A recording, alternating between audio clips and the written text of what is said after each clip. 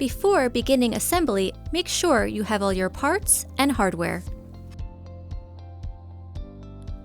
Please note, do not fully tighten the screws until the chair is fully assembled.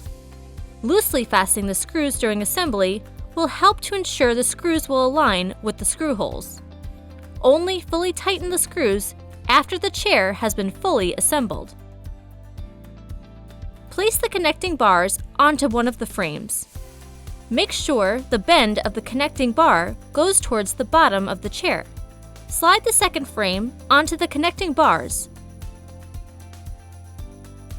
Then place the frame upside down as shown here.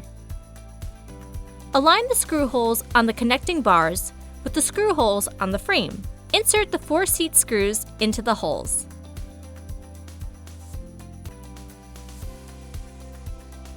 The arrows on the bottom of the seat cushion indicates the front of the chair. Place the seat cushion under the frame. Then align the screws with the holes on the seat cushion. With a Phillips screwdriver, loosely tighten the screws.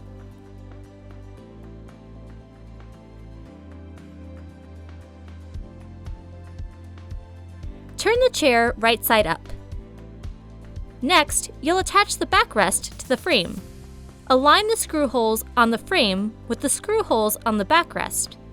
Fasten the backrest with the included screws.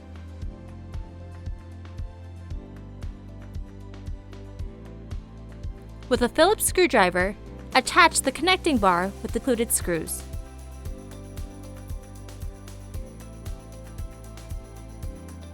Firmly fasten all your screws gradually in an alternating cross pattern.